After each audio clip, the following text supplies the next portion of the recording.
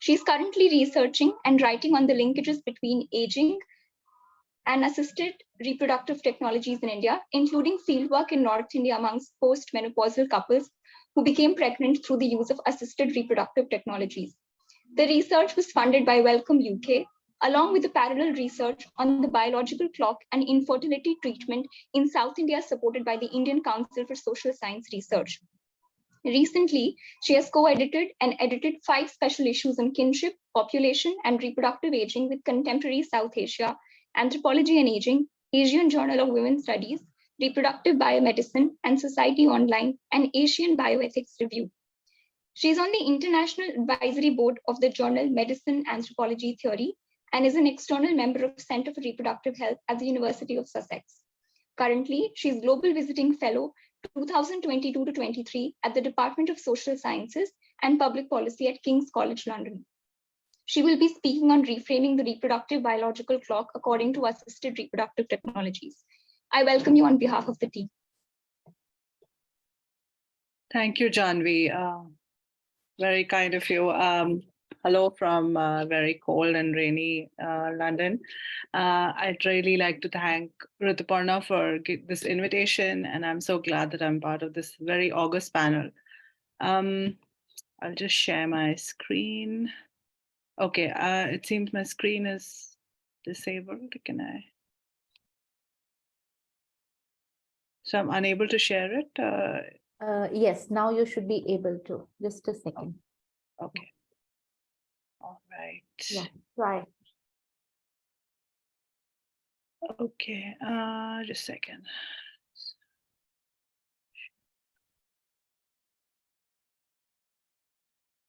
Right. Can people see my screen? Yes, yes. Okay, great. I think you should make it a full screen though. Yeah, I'm just getting my. This is what technology does, but then it.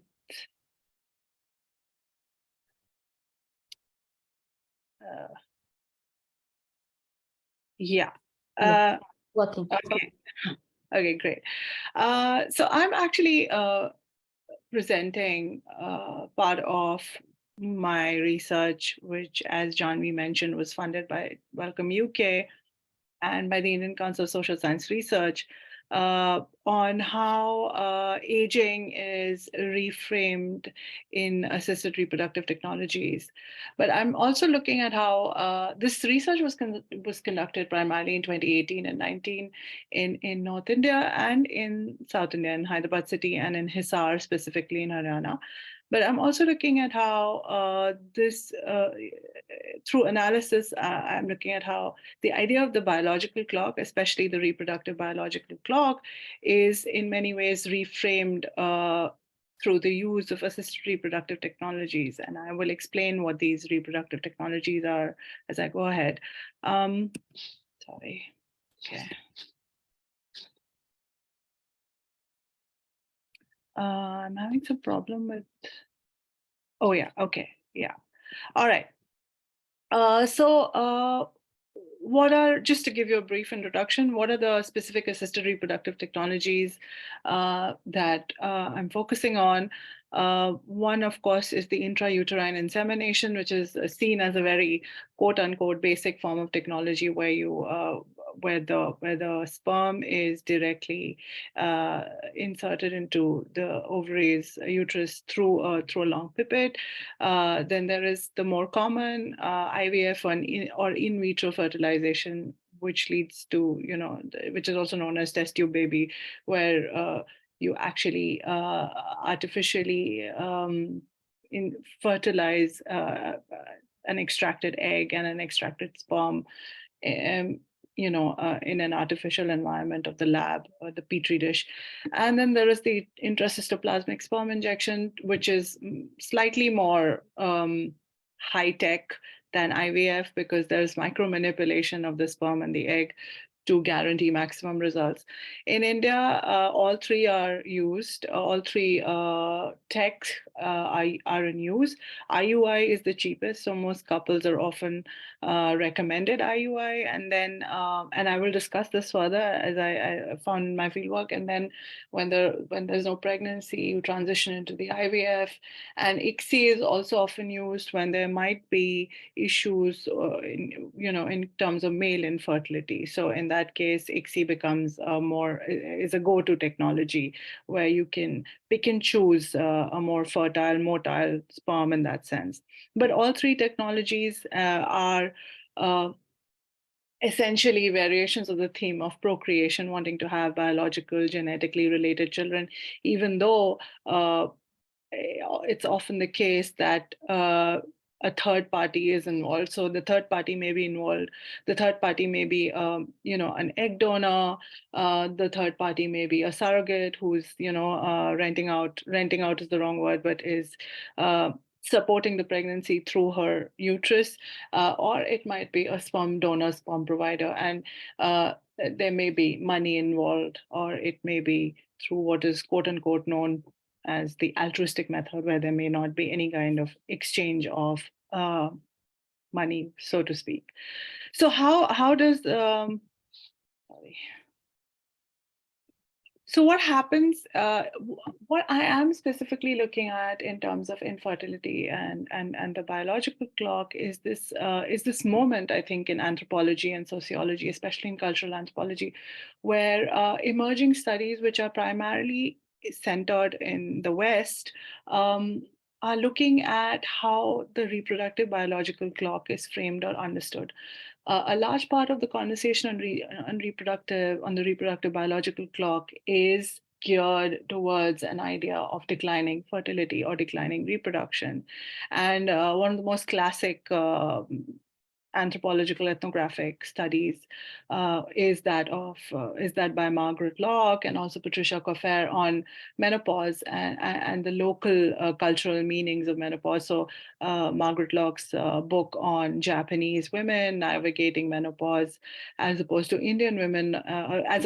American women navigating menopause, is a study in understanding bodily integrity, understanding bodily disaggregation in terms of how different cultures position them. And even so, Margaret Locke's idea of what she suggests as local biologies is critical in thinking about how no one woman experiences her reproductive body in one way. There may be medicine tries to create a uniform sense of this experience, and it is that uniformity of experience tends to alienate the woman from herself, and there is emerging work that continues to push this thought further. But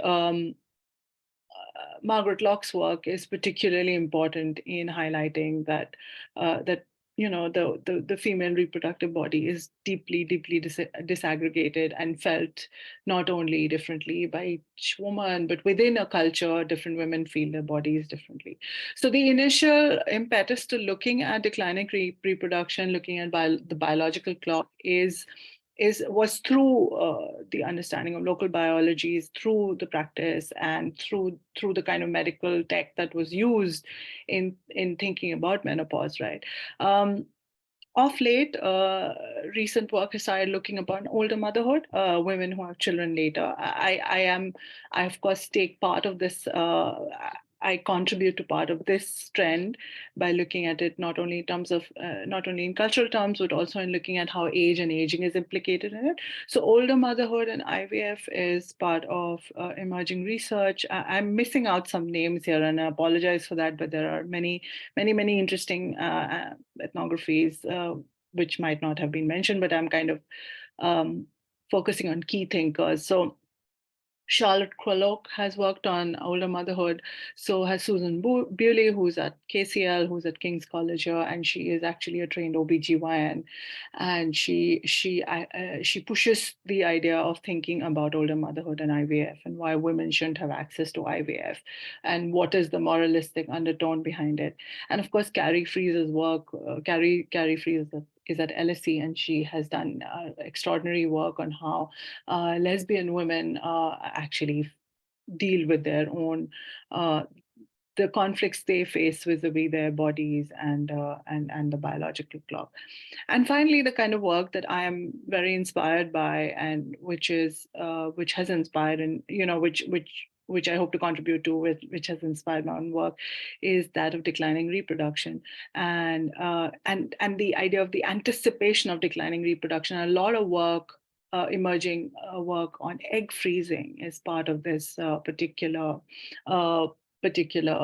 thematic. So, for instance, a lot of young women in their 20s or in their 30s are now freezing their eggs because they feel, and this has become a matter of huge concern, especially in the West, as egg freezing becomes a kind of futuristic I'm trying to look for the right word, futuristic control or over one's reproductive body and over decline. So you're trying to make sure you're doing some kind of prophesizing where you want to have children, but you're not able to have children right now for various reasons, for the lack of a proper partner or for because you have certain life goals you want to fulfill. So Lucy Vanderwill's work is very important here. She looks at egg freezing as a kind of financial investment. Lauren Jade Martin talks about anticipating infertility. Marsha Inhorn's new work on why women actually end up freezing their eggs in the West is also part of this whole rhetoric around declining reproduction, right? So my work, I kind of place my work in terms of how tech has become, and especially IVF has become a very important part of the Indian fertility landscape. And I think we are still unable to kind of grasp the extent to which it continues to overpower our understanding of reproduction and fertility in India. And I think it's momentous to talk about this right now as conversations around same-sex marriages are being discussed in India with such gusto. But to think of how ARTs have become part of our collective mind space. So this is just a brief highlight of my data. I did fieldwork, as I mentioned, at a clinic in Hisar, which caters, I won't say it specifically caters to older couples, but a vast majority of its couples were older men and women, many of whom were past menopause, and many of whom were perimenopausal, so between the ages of 40 and 60. Of course, the clinic was also extremely infamous for promoting birthing amongst really older women. And I will mention some of these women as we go ahead, in their late 60s or early 70s. The clinic head was also chastised for promoting this kind of IVF, which might be unsafe for these women's health.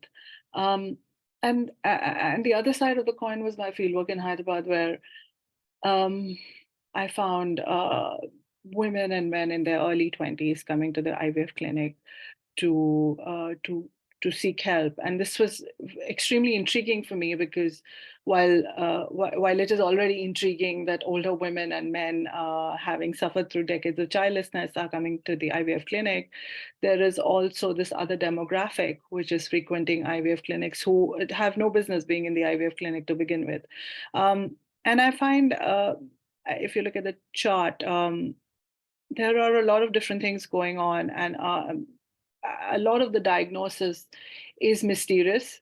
A lot of the diagnosis is standard, but a lot of the diagnosis is also not crystal clear. People are seeking intervention, but are unable to get pregnant despite going through cycles of IVF and IUI. So, for instance, I would point to the whole the age-related conversation, right? The age, how how is age implicated in this conversation on how IVF is used to facilitate fertility. So a couple of things that I'm especially interested in is, of course, the first of course is the idea of how the female reproductive body is disaggregated in fertility management, and this is not new to anthropology or sociology per se. For instance, Emily Martin writes about it in her book, The Woman in the Body, where she talks about how medicine, and especially obstetrics and gynecology in its very training, treats women like, assembly line, as beings meant for production. And menopause means an end in production, and therefore less inquiry, less interest in, and menstruation is seen as a gap in reproduction. So the whole management of the female body and of the female self is geared towards this understanding. Even in India, Subhashri has written about how OBGYN is extremely alienating to the patient. Recent work that's emerging continues to talk about this kind of alienation from the self, and how doctors, nurses, and the entire health machinery is both extractive and exploitative. And I mean, there is theoretical evidence and ethnographic research through the idea of obstetric violence that continues to push this idea that the female patient, the female body, the female self is continuously there is continuous violence on the female reproductive self. So in IVF itself, there is this disaggregation that happens in terms of especially a separation between, and I will show how, separation between the egg, the uterus, and as we go as it gets more specialized, the technology continues to separate the female reproductive body. So there's the gestate, there's the egg provider, and then there's the social mother. And as a woman who wants to be a mother herself, or who wants to have babies, or a woman who doesn't want to have babies, the technology continues to split the self into multiple parts. And this happens both through very, very extractive methods and through the kind of ideological narrative that surrounds such extractive methodology, right?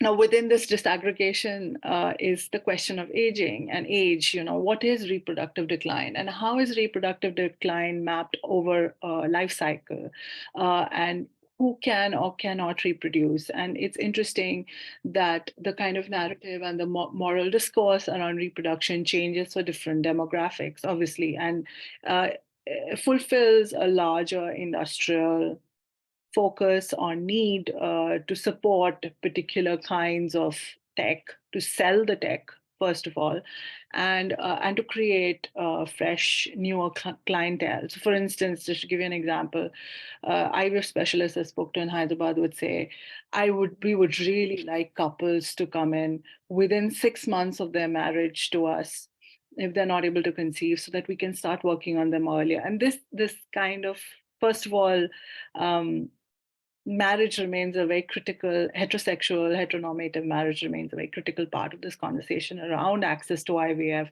And the second part of, the time scale, you from 5 years of unprotected coitus not leading to a pregnancy to 1 year to 6 months creates more and more anxieties about reproduction, about procreation, and about the fulfillment of social contracts, which is where IVF works the best as a tech, right? And of course, in all this, what I found very interesting was, again, the missing conversation around menstruation, also around menopause. People are not talking about these things. People are not talking about a woman's life cycle, her own bodily processes, and what she goes through to engage with her own fertile self. Right? Okay, I know, I hope I have time. I'm just trying to give some... Absolutely, yes, Anindita, please continue. You can take your time, don't worry. Okay, all right, thank you. Thanks a lot. Okay, so one of the things that I found is this conversation around, in Hyderabad, for instance, I see a majority of the people I interviewed being between 20 to 30 years old. And the question that comes up, what is going on? Why are these people in IVF clinics to have babies? And there are many reasons for this. There are reasons of sexual incompatibility. There are reasons of being of a partner being belonging or having a different kind of sexual orientation and being in the closet.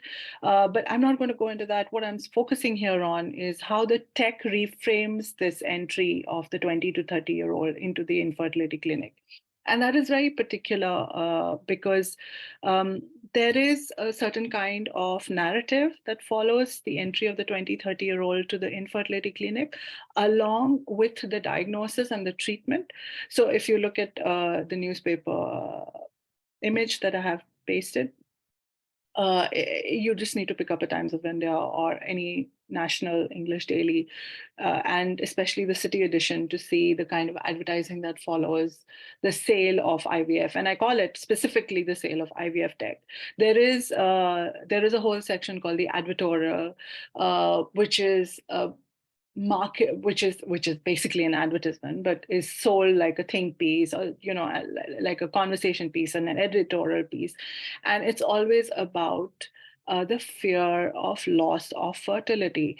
And so if you're catering through English dailies, you're catering to a particular clientele. And unlike Hisar, Haryana, where most of the people I interviewed came from a rural and semi-rural agrarian background, in Hyderabad, most of the clientele was working in MNCs in IT. Hyderabad is known for its IT, and were men and women who had very busy lives, had a particular kind of lifestyle, and were clearly upper middle class in the kind of income they earned, and the kind of lifestyle they had. And in situating that particular clientele, and that's the clientele that the IVF clinic wants, because each cycle begins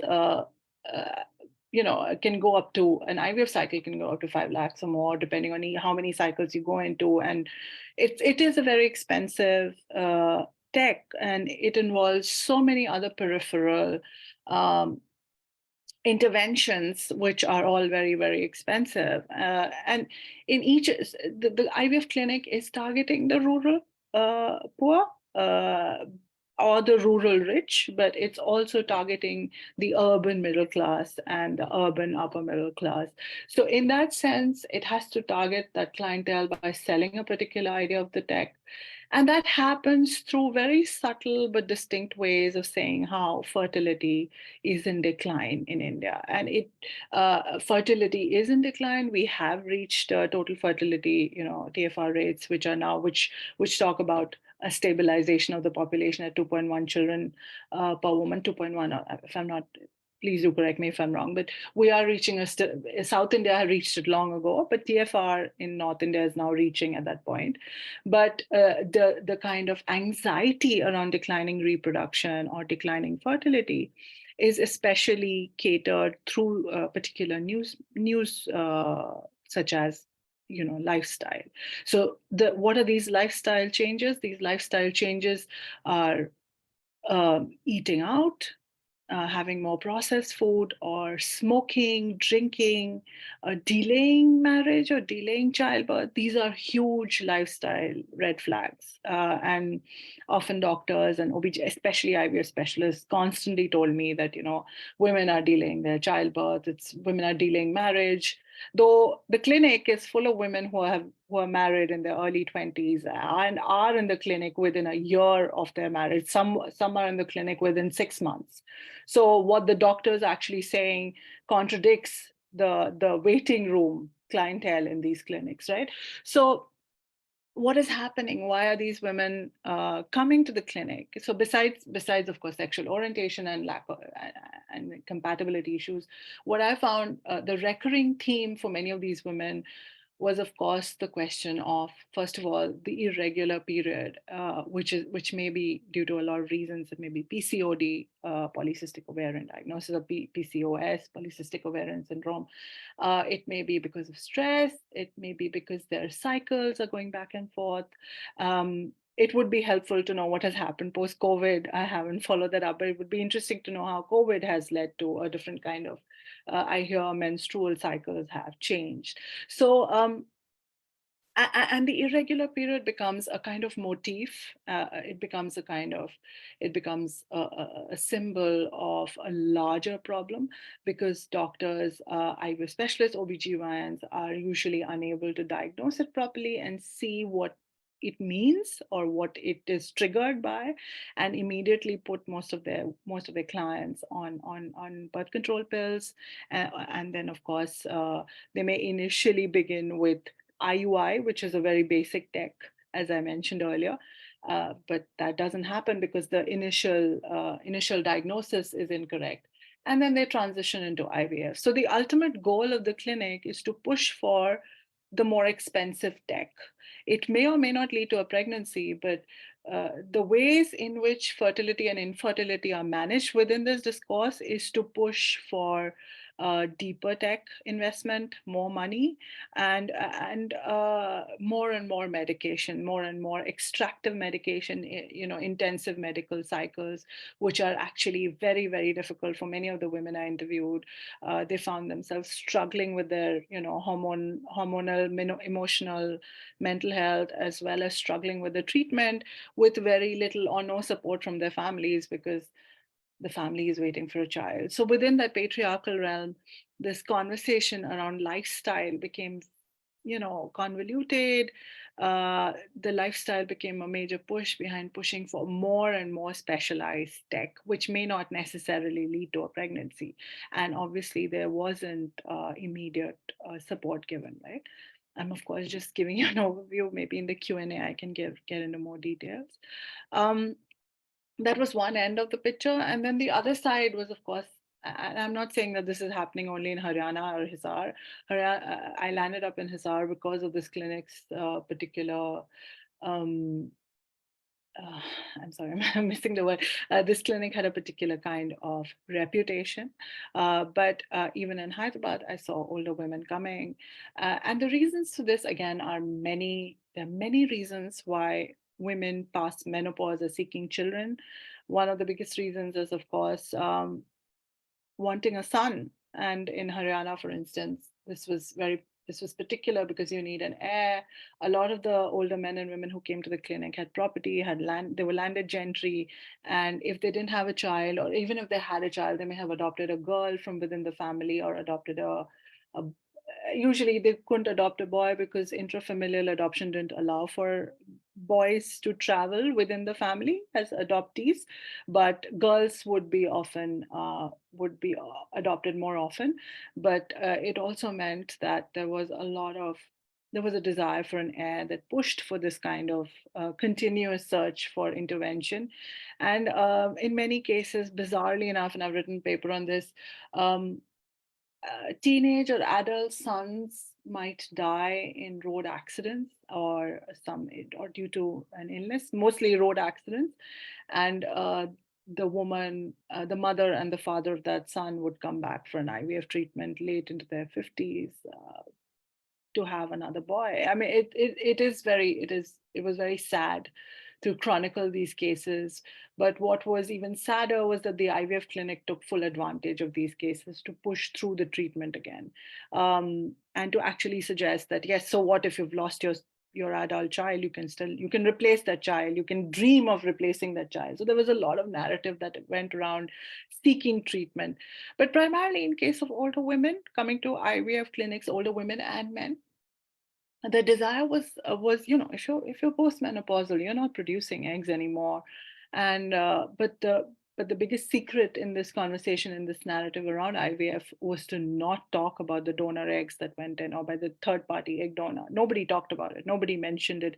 In my interviews, if I asked an older woman about her period, she would say, oh, it has stopped, but the doctor gave me some medication and it got resurrected again, which makes me wonder what is going on in IVF treatment, and what is the kind of discourse and narrative that the doctor is pushing through.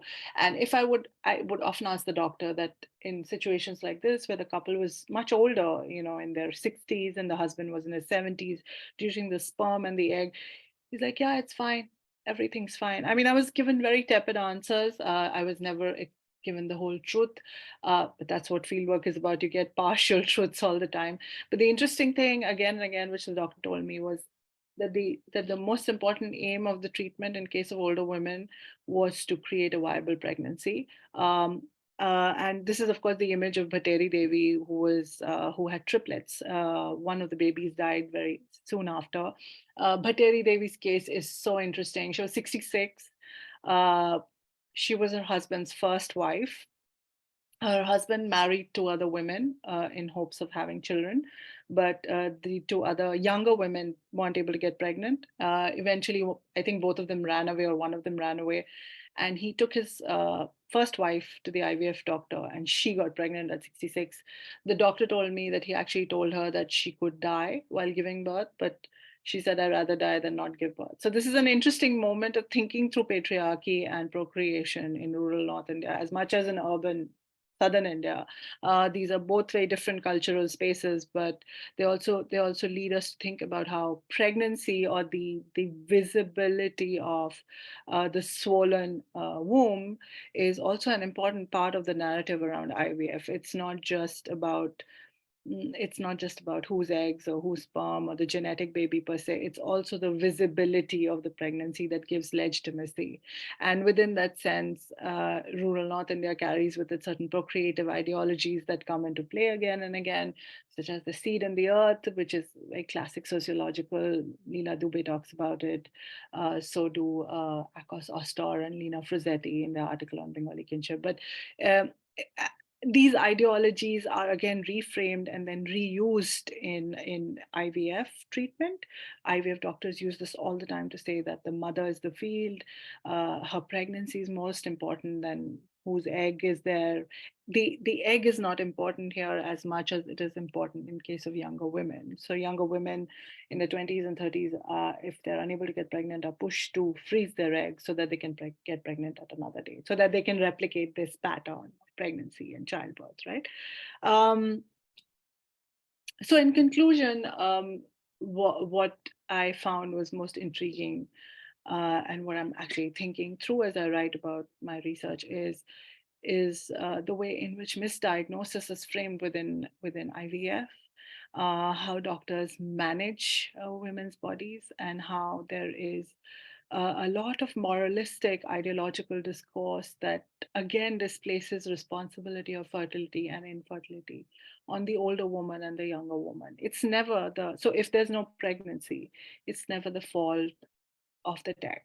It's always the fault of the person, of the patient, especially the woman. There is, for instance, very little conversation on why one man may have married three women and none of them got pregnant. There's very little conversation on sperm donation, sperm donors. It's always taken for granted that as long as the husband's sperm it's taken for granted that it's the husband's sperm. And that is the most important thing in the whole conversation, both in case of Southern India and in case of North India. But it leads us to think about how IVF can be extractive and hugely problematic for women, while at the same time, I don't want to be completely critical. I don't want to be critical of the tech. I am critical of the way it's used and sold, but I also understand the importance of using the tech for many, many women who seek to have children, who seek to get out of social stigma by having the promise for or desire for biological and genetic child. On that note, thank you so much. I think I can stop sharing and look forward to your questions. Thanks a lot. Thank you. Thank you so much. It was very insightful listening to you. We'll take up the questions at the end. Our next speaker is Dr. Paro Mishra. Dr. Paro Mishra teaches at the Department of Social Sciences and Humanities at Indraprasth Institute of Information Technology, Delhi. Her core research interests lie at the intersection of gender and technology, new reproductive technologies, and information digital technologies in particular. She has published on intimate migrations, masculinity, aging, care circulation, care work, and gendered surveillance. Dr. Paro has received several fellowships and grants from the Netherlands Institute for Advanced Studies, University Grants Commission, IIT Delhi, and the Indian Council of Social Science Research. She has recently finished a project on sex-selective technologies, male marriage squeeze, and cross-cultural intimacies funded by the Indian Council of Social Science Research in 2018. Her current research is examining intersections of gender, health, and digital technologies with a focus on emerging femtech landscape in India. This project is funded by the IIIT Delhi, IIT Delhi, MFIRP scheme, and by ISSR. Select publications include Special Issues Co-Editorship for Asian Bioethics Review 2021 and Asian Journal of Women's Studies, and in journals like Anthropology and Aging, the Sociological Review, Economic and Political Weekly, and Society and Culture in South Asia. I now invite her to speak on Algorithms for Whom, Unpacking Gender and Class Imaginaries in the Femtech Landscape. Thanks, Janvi. Am I audible to all of you? Yes, Yes. Parul, yes. Okay, thank you so much, Doing Sociology and Rituparna, Dipali, for sort of inviting me to talk about my ongoing work on femtech in India. This work actually started somewhere around end of sort of 2020 and end of 21 actually, and gained sort of momentum in the last year. Some bit of this work has already translated into 1 or 2 papers, some are under review. So it's a great opportunity to also talk about, what were some of the initial ideas that came about. And particularly in today's talk, I will focus on a very small segment of the work, which looks at, how these ideas of gender and class manifest themselves in the ways in which femtech has come to be conceptualized. Though before sort of delving into that, let me explain a bit about where this is really coming about. And I don't have a PPT, so I'll just walk you through the talk. You would have all sort of known and agreed to the fact that digital technologies in today's world are sort of increasing at an unprecedented pace. And there's a very warp speed at which they are sort of intermingling with individuals, with communities, with groups, and impacting every aspect of human life. And as such, sort of demand a lot of critical interrogation from scholars, from academia, from even researchers and those at the margin, those as a part of the civil society groups. And healthcare is no exception. In fact, the intervention of digital technologies into healthcare can be witnessed both at a very macro level, so in terms of, say, larger scale data banks about healthcare, right? Or, for example, public health infrastructures, which are completely data-driven now. And at the same time, you find the infiltration of digital technologies at also very, very micro levels in terms of how individuals engage with digital technologies when it comes to their own healthcare. And today, I will be talking a bit about, this micro level engagement with digital technologies with a particular focus on femtech. Now, what is really femtech? The term does give some idea that it's about a combination of 2 words, something just got to do with feminine and technology on the other hand. And the idea behind femtech was essentially this, that we need to think about specific health solutions catered to women. We need to bring women at the center of the medical discourse. And it's not difficult as to understand why this need of femtech came in the first place, right? For the longest, we have known medicine has been a very, very male-centered field. Women for the longest time were excluded from clinical trials. A lot of times, women's health conditions were not really visibilized in the same manner as men's health conditions. And then a lot of women's health issues may also be shrouded in a lot of taboo. There may be stigma around it. So open conversations about it may not be present. And thus this idea that possibly we need to think of a dedicated sort of, space to bring these questions to the fore, which for very, very long have been silenced. I mean, women in sort of clinical trials came to be incorporated only in the 1990s, right?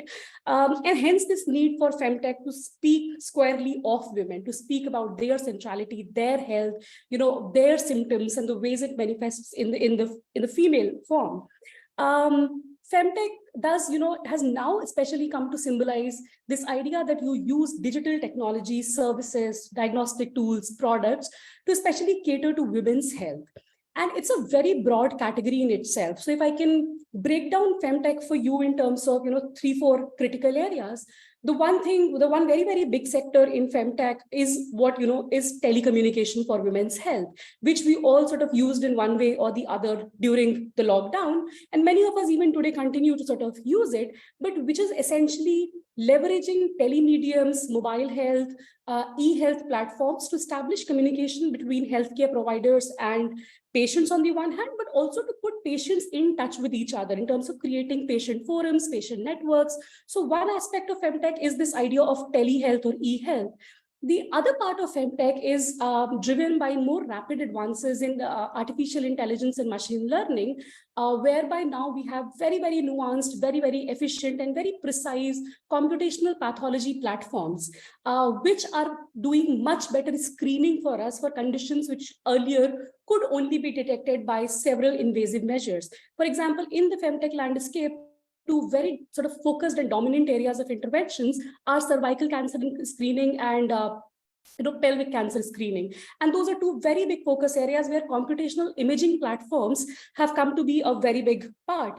The third part of this femtech landscape is again something which is fairly well known to all of us, is the wearable technology. So wearable technology which caters to women's health. These can be smart bands, smart watches. These can be your Fitbits. These can even be wearable jewelry with sensors which can predict biometric information about you. But interestingly, it's also moving in the direction of wearable pelvic inserts, or for example, wearing panties or having sanitary napkins which have sensors in them, which record data from, say, the blood flow, or which record other indicators of body in terms of basal body temperature and those kinds of things. So that wearable technology is the third side of it. And finally, at the fourth sort of, and a very big segment of femtech is the mobile health apps. And if you look at not just the Indian scenario, but also the global scenario, mobile health apps, particularly catering to women's health, because we are talking about femtech, is a very, very big and massive component of the femtech landscape. And in today's talk, I will largely be focusing on the app segment of femtech and not really the computational pathology platforms or the wearables or the telehealth, teleconsultation portals. Now, how is India positioned within this? So for the longest time, the femtech landscape has been dominated by what scholars have referred to as weird countries, which is basically Western, industrial, educated, rich, democratic nations. But the interesting thing is that India actually now ranks fourth in the global femtech market. So after US, Europe, and Australia, India is the fourth largest player, and it accounts for 5% of the world's femtech companies. There are several homegrown brands which has now come up in India. And also it's a rapidly expanding sector in itself. And the reason it is interesting is because now suddenly, while the Western countries were pushing for their own technological interventions into populations from the global south, right, or from developing countries, now you suddenly have a plethora of companies from these very marginalized spaces who are coming up with their own interventions into women's health. And so in today's talk, I will largely base my findings on what is really happening in the Indian landscape, one with respect to the kinds of offerings which are there in the market right now, but more also in terms of how do these offerings really conceptualize ideas of gender, ideas of class. In my larger work, I have looked at other themes as well, but for today, I will focus on some of these things. However, before I sort of go into it, I would like to point out that there is already a very rich body of scholarship which has focused on this intersection of gender and technology. Anindita mentioned some of her works, particularly as they relate to IVF, NRTs. But if you look at and this field has come to be identified by multiple names: so feminist STS, feminist science and technology studies, techno-feminism, feminist studies of science. So there have been sort of multiple kinds of ways in which this particular domain has been framed. And right from the 70s onwards, critiques within feminist STS have been very, very vocal. And I'm thinking particularly of works of Cynthia Cockburn, Judy Waxman, Sandra Harding, even the work which has basically dealt with new reproductive technologies. And there has been some sort of an agreement and disagreement between these various people who have practiced techno-feminism or feminist STS in many, many, many ways. But the one point of convergence between these different approaches has been this idea that that sort of applied science and pure science are not two very critically differentiated domains. And there's a great deal of convergence between pure science, theoretical science, as well as what then sort of informs technology creation or product design, which is the applied aspect of it. And the second important thing is that technology in itself is not a neutral enterprise. In fact, the critical social actors who are in the landscape continue to inform technology as it is sort of created, practiced, and distributed by their very own locational positions. So their own ethnicities, their own sexuality, their own gender, their own imaginaries of class come to influence the very ways in which technology design is conceptualized, or technology or a product is sort of imagined to be. And we have seen a lot of work which has penetrated into this discourse to look at interventions, to look at how scientific knowledge is produced, in terms of how society really intervenes into this process of technology creation. And I think Bruno Latour said this very clearly, that technology is basically society made more durable, which means that the ways in which we function in society, the ways in which we as human actors have our valuations, that feeds into the very ways in which we conceive of technology and the scientific discourse itself. And so I'm drawing on the one hand on this kind of a discussion, on the other hand, because I'm particularly looking at digital technologies, which are data-driven interventions, I am also drawing a lot from this approach, which is now called critical data studies. Now, in critical data studies, for the longest time, there has been a lot of focus on big data, which has become a buzzword today. And so a lot of people who have looked at digital technologies for health have been very worried about, or have been concerned with questions of digital surveillance, for instance, which digital technologies we may further, or data vigilance, which is third-party data sharing, like you really don't know what your data is being put used to.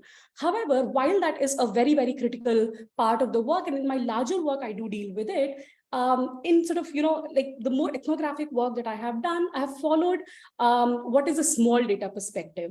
And by small data perspective, I mean how the individual actually configures within, algorithmic cultures. What are the ways in which individuals as products of social system interact with the ways in which technologies are designed?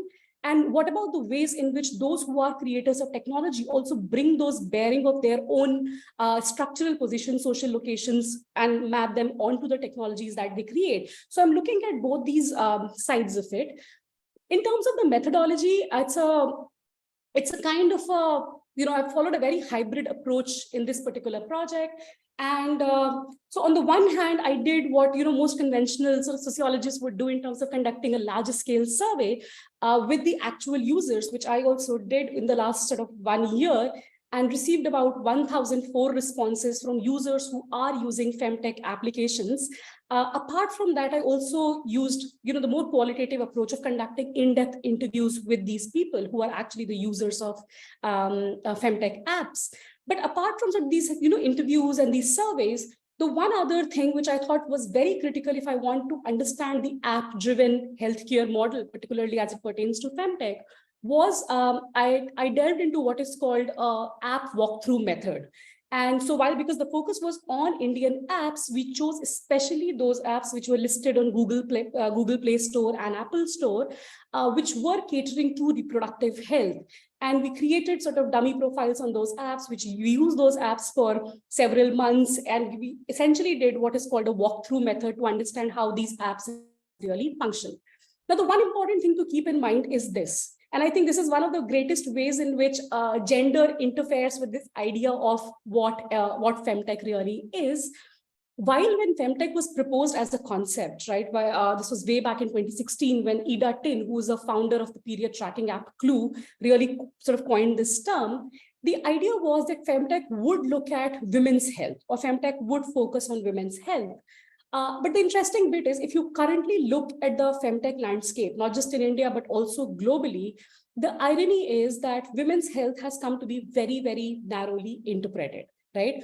So in today's femtech offering, both globally as well as in India, you see women's health being reduced to reproductive health. So you will find a lot of interventions which focus on menstruation, which focus on, predicting fertility, right? Or when the conception chances are high. Then there is a lot of offering on sort of tracking pregnancy, right? Right from the moment of conception to the 9 months of the pregnancy. And then suddenly the focus shifts towards parenting. We see an overwhelming majority of femtech companies actually looking at this kind of a very, linear understanding of women's reproductive body, which is essentially onset of menstruation, conception, fertility, pregnancy, followed by childbirth, and then eventually parenting. And thus the interesting thing is menopause doesn't really feature into this conversation. Right. So menopause is really on the margins, and there are very few femtech interventions which are looking at menopause as a category. And as Anindita was speaking, that perhaps, menopause also signifies in many, many ways the absence of fertility. And thus the focus on women's body and the very value for which women's bodies are valued seems to lose its currency, and hence menopause is a very, very neglected sector. Even when in terms of, the kind of health repercussions menopause may have, it may be extremely huge. So for example, menopause is related to onset of diabetes, menopause is related to onset of osteoporosis in women, menopause is also related to sort of blood pressure variations. So there is already like a lot which can happen because of the onset of menopause, but because the woman's reproductive body loses its capacity for childbearing, it has come to be sort of sidelined in the femtech discourse. But apart from this reproductive trajectory, the irony of it is that women's health is not simply reproductive health. And I think this is one of the greatest critique of the ways in which femtech has come to be interpreted in a very, very narrow way by associating women's body with reproduction, is that then you are not looking at conditions which may be beyond reproduction. Medical literature for us has established time and again that there are certain diseases which only manifest themselves much more strongly in women. For example, osteoporosis is one condition which disproportionately impacts women in comparison to men, right? And yet within the femtech imaginary, you're not focusing on this because it doesn't fall into that, reproductive sort of transition of phases. And the second thing is the very ways in which symptoms may manifest for certain diseases will be very different for the ways in which it will appear in women versus how it will appear in men. And diabetes, sort of heart attack is a good example. The symptoms of a heart attack in female morphology evidence itself in very different ways from how it evidences itself in male morphology. And so somewhere, because of this overt focus on reproduction in femtech, other conditions which may have got nothing to do with reproduction or in an indirect way be related to reproduction, for instance, gestational diabetes, which only happens to pregnant women, they have not had as much focus within the femtech imaginary. However, the sector is still sort of in its infancy in many, many ways. It's growing, but right now it's realizing that there is too much of value, too much of money in women's reproductive, stages of life. And some of which Anindita spoke about as to why. And hence this, a critique that in today's world, femtech has come to be symbolizing bikini medicine, really. So you're only worried about parts of the female form which are covered by bikini, right? So you have breast and cervical cancer screening, but nothing sort of beyond it. And rest is the pregnancy, menstruation, menopause, and those kinds of things. Keeping sort of, these critiques in mind, I would now want to talk about a little bit about, how, femtech sort of, the ways in which femtech has popularized itself, or the ways in which femtech has sold itself. So one of the interesting things is that the emergence of femtech, as I discussed, was situated against this idea that we do not know much about women's bodies, right? Or women's bodily issues have never been at the forefront of policy agenda, have never been, except when it comes to population control and those kinds of things. And again, too much literature exists on those things, particularly in the context of India. So the idea was that femtech would break these, taboos, will break these stereotypes, will possibly bring these conversations to venture capitalist board, will bring them at the forefront of industry innovations.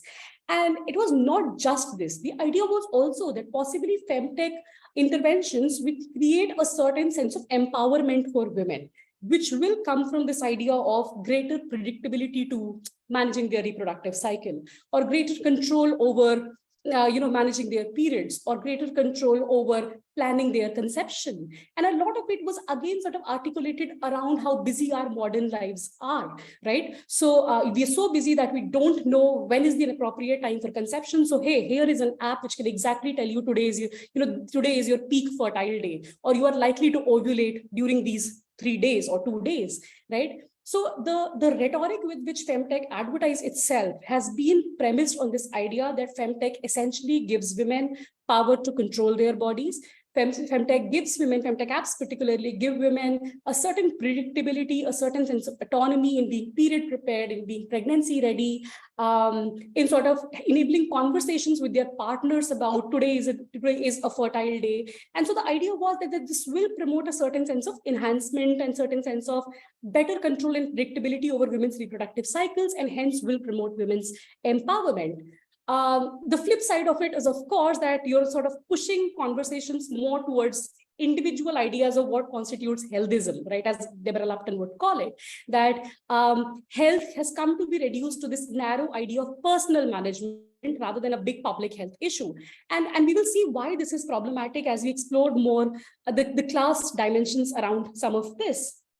However, this whole discourse about self-optimization or heightened awareness or better management, what it really does is it also distracts us from the problems which have been raised by ordinary forms of biomedicalized quantification. And the ways in which femtech apps operate is essentially through quantifying human form. So I'm sure many of you here would have at some point used a period tracking app, and you would know that they essentially function on this model of logging in your information in terms of numbers, in terms of or very objectively defined categories or criteria. So how many days you menstruated, how was the nature of the flow, were you sexually active, did you use contraception, what was the color of the flow, what is your body temperature, what are your symptoms, what is your mood really like. And you always have to pick up options from predefined categories rather than maintaining a sense of bringing a sense of subjectivity to it. The idea was that then these numbers will provide you more objective forms of truth over your own body, which can help you interpret your body. So rather than the understanding of body coming from your embodied experience of a menstruation or a pregnancy, here is an interface which will tell you exactly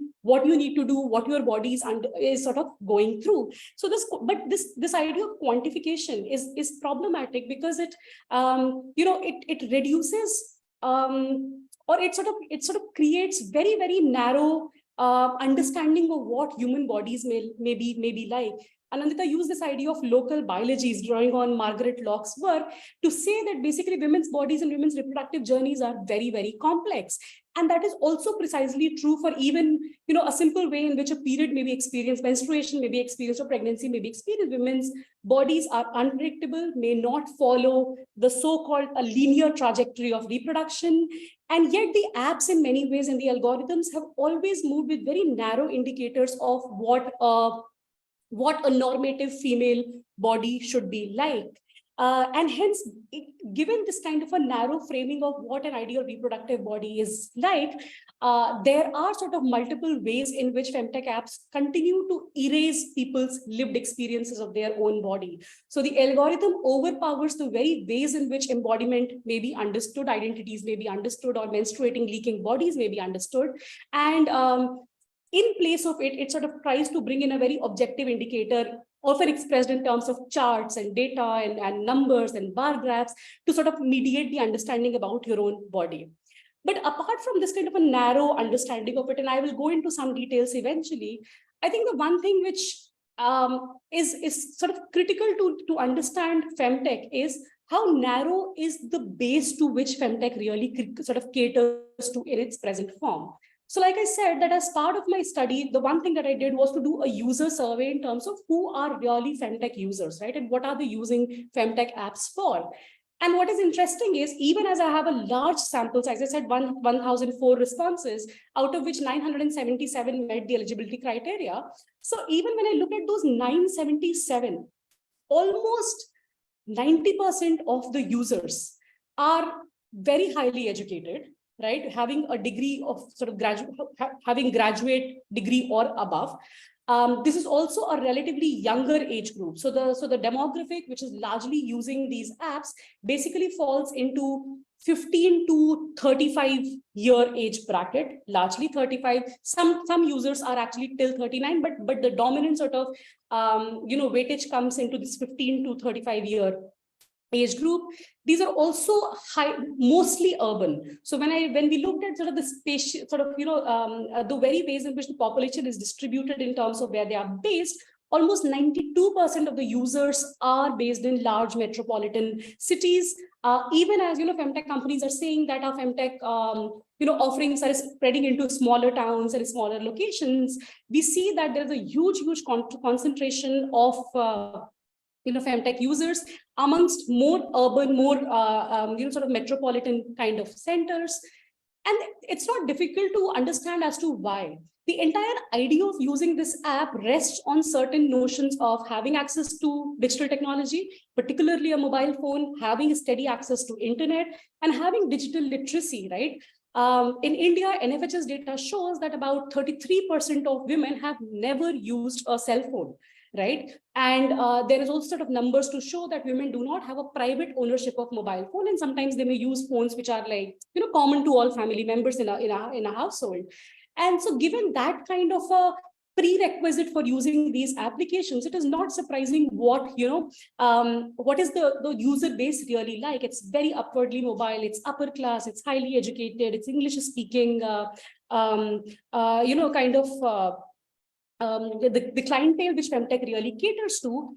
And in the process, it's not surprising that many women in India cannot really use femtech apps to manage their own reproductive health, even in whatever narrow sense this management of reproductive health may aim. So, women who are poor, or women who live in underdeveloped areas, or women who are uneducated are automatically excluded from these apps, right? And I spoke about how the access to technology in our country is very, very gendered, very, very stratified.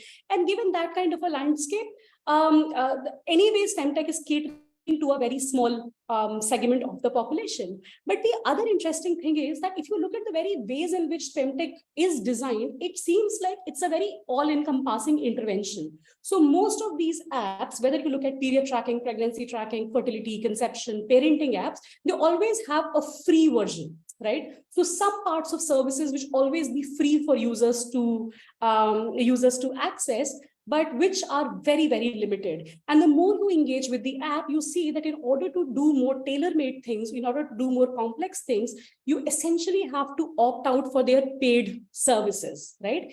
And these paid services and features generally fall into two categories. One of these categories is that you can access paid, once you create a premium account, or once you have made a payment on the app, you can have in-person sort of online consultations with health professionals, people who sort of dietitians, or people who are, say, yoga experts or fitness coaches on these platforms itself. So the element of teleconsultation is built into some of these femtech apps, but again, as in terms of the paid idea of it. So in order to use more advanced services, in order to use more tailor-made services, the imagination is that you should be someone who has a capacity to pay for it, which essentially then is the middle and the upper class kind of a segment. And the second ways in which this class imaginary again is very evident in the ways in which femtech app is created is evident in the fact that a lot of these femtech apps have a very, very detailed e-commerce section. The interesting thing is a lot of this e-commerce is B2B, business to business model essentially, which means that they may not have their own offerings, but may list products from third party, fourth party kind of a thing, which may be clinically verified, which may not be clinically verified in terms of what the product offering really is. But that's how the class imagination is built into it, that the very idea of purchasing power on these apps is pegged onto certain class positions. And parenting apps are like one epitome of it, because parenting apps actually tell you what to purchase with respect to every trimester of the pregnancy that a woman may be in, right? So there's an emphasis in pregnancy apps for choosing the right products for according to differentiated pregnancy trimesters, in terms of the growing age of the child, often going to the age of 6 years in parenting apps. And it is very, very clear that these applications are designed keeping a user or a consumer which can afford to pay for these monthly services, monthly subscriptions and products. And in this way, there is this idea of an upward class of people who can, then access these services in terms of personal management of their own reproductive health. So it's already pegged onto this idea of parenthood. Pregnancy apps particularly are pegged onto this idea of parenthood, where you have a capacity for self-education in terms of what is important, and second, you also have a purchasing power in terms of getting the required products and services, which can feed into being a good parent in many, many ways. And I can talk more about class, but keeping in mind the interest of time, I will talk slightly more about how these ideas of gender feed into the imagination of femtech apps. If you look at femtech apps, you would find that there's extremely gendered use of language and imaginary in the femtech app, right? So it's not uncommon, if you look at the interfaces of femtech apps, it's not uncommon to see a lot of pink colors, pastel colors, a lot of flowers, heart emojis, butterflies, pregnant women's belly being depicted with a heart emoji on it. Producing very, very cis heteronormative ideas about the very ways in which a pregnant body or a menstruating body is conceived, right? Also, the more you engage with the apps, the more you will see that the user is always presented as this thin, able-bodied, white, fair person within the app. And it's not surprising as to why this kind of an imagination is really coming to the fore. A lot of feminist technoscience scholars have argued that patriarchy is not just reproduced in the product, but the very ways in which patriarchy interface with the product, interface with scientific discourse, also has consequences in terms of women's representation into the institutions and spaces where technology is created. And while a lot of femtech companies globally and in India are spearheaded by women, the people who are at the coding end of it, the people who are at the engineering end of it, the coders, the developers, continue to be cis heterosexual men. So we, as part of our research, engage with the teams and the composition of the teams who are behind it, and we found out that without fail, in most Indian femtech apps, the coders and the developers are essentially fresh graduates out of top engineering institutions in the country, and which are all male.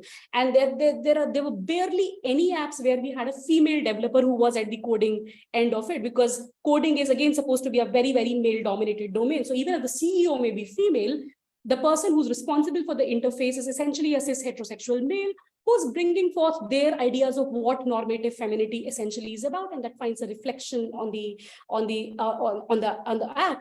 And so it is not surprising that menstruators, for instance, who do not identify as cis heterosexual women, or people or women who identify as lesbian, find these apps very difficult to use. So a lot of our lesbian users, right, said that the period tracking app doesn't take into account the fact that, I will never be pregnant because I do not have a sexual relationship with a man, right? So it will continue to signal me what my fertile days are, what are my chances of getting pregnant, without taking into account who I as a user is. Similarly, menstruators, again, who were not women or who were undergoing hormonal replacement therapy, found the apps deeply, deeply antagonistic to their own gender and sexual orientations, and beyond the point gave up on using these apps, because they were very clear that this offering does not really cater to us. So in many ways, these apps also produce certain marginalizations for people of sort of non-conforming gender identities or the binary identity. This kind of violent erasure, right, is also evident in the very ways in which normative ideas about what constitutes an ideal femininity come to be reflected on the apps. So one of the things which is very evident in period tracking apps or pregnancy tracking apps is that is that there is absolutely zero space to either look for safe days, right? So the language of the app is itself governed to what are your fertile days. So when can you conceive really, how not to conceive. It's almost like, I draw this parallel. It's almost like how pregnancy test kit ads are always geared towards good news and not really, like having a space for an imagination where being pregnant may not be a good news for some people, right? And in the same way, in these femtech apps as well, you see that the language of the app is always geared towards conception of fertile days rather than safe window, rather than how to sort of handle an unplanned pregnancy. You do not find those discourses emerging in the app. But worst, even for women who are using pregnancy tracking apps, right? There is absolutely zero space to record a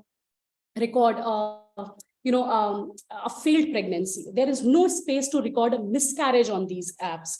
So everything is okay till the time you're sort of, you're going on with the pregnancy. But the moment a woman who's using a femtech app to track pregnancy undergoes a miscarriage, you find yourself at a loss because there is no way you can report a lost pregnancy on the app. The app menu doesn't have any space for it.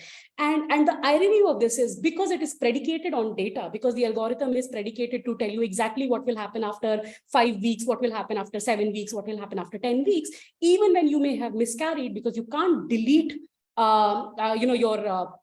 there's no way you can enter information about lost pregnancy. The apps continue to send signals to the user. The app continues to send messages to the user that, okay, now your fetus is the size of an apple pie, or your fetus is the size of a pumpkin, or, so, and it's very distressing for our users who really struggle with this idea as to how to stop that.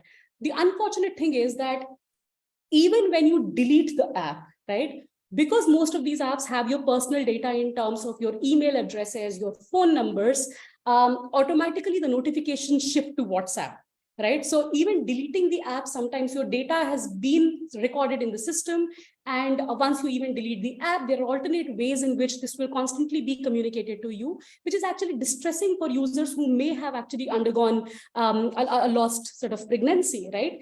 But apart from it, even, apart from these women who have lost their pregnancies, even for users who may not have what is deemed a normal menstrual cycle of 21 to 35 days, medically a normal menstrual cycle is somewhere between 21 to 35 days. Even for those users, femtech apps really create a very false sense of normalcy. So users were found to be happy with the idea that at least my app is predicting with a certain certitude that I will have my next cycle on 48th day.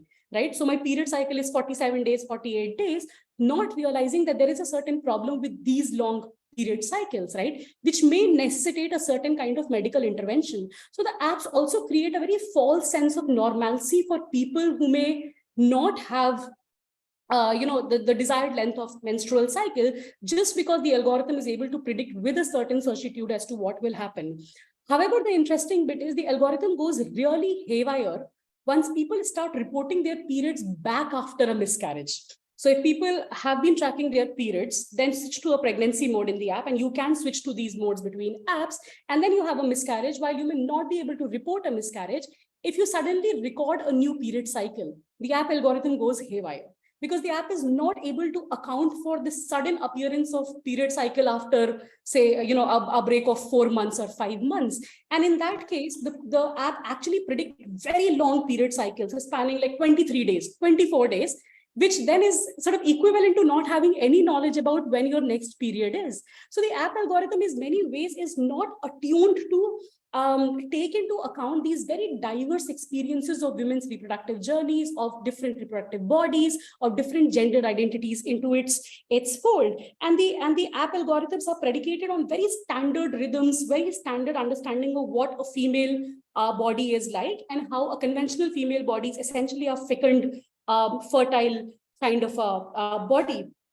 I think there's a lot that needs to be unpacked with respect to this, and maybe I'll speak about some of this in the Q&A.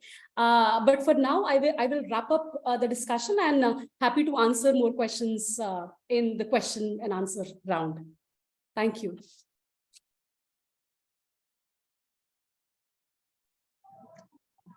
Thank you so much for that informative talk. Lastly, we have Dr. Pratiji Majumdar.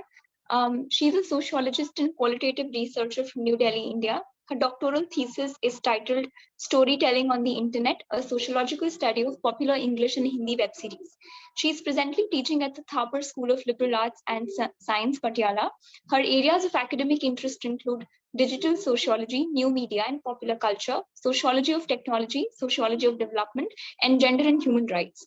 In the past few years, her specialization has been in using a combination of ethnographic and cyber ethnographic research methods to sociologically study both physical and virtual communities. Pratichi is part of the ESRC-funded GenB project, Urban Transformations and Gender Violence in India and South Africa, based at the University of Cambridge as a postdoctoral research associate since 2020. She has previously taught at the Sri Venkateshwara College, University of Delhi, and Manav Rachna International Institute of Research and Studies to undergraduate and postgraduate students. She has also worked on various research projects around issues of gender, media, online communities, markets, and identities, independently and with various organizations, including the National Human Rights Organization, Kerala Institute of Local Administration, Human Rights Law Network, among others. She's presented and published her work at several national and international forums. The title of her talk is Pandemic and Digital Communities, Coping with Distancing.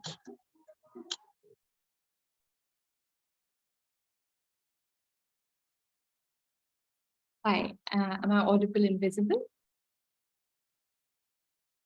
Yes, Pratichi, yes. Lovely. Thank you so much, Janvi, for that introduction, and thank you, Rohini Shalaji, for inviting me to this talk and to be part of this wonderful conversation. And thank you to the previous speakers for their interesting and indeed very important talks. Very difficult to follow up from that. But what I am going to speak about is slightly more generalized concepts, but what I also believe is very fundamental to looking at technology and the social, and as Janvi was speaking about in her introduction, the consequences of digital communication for the social. I'm going to share my screen, just see if this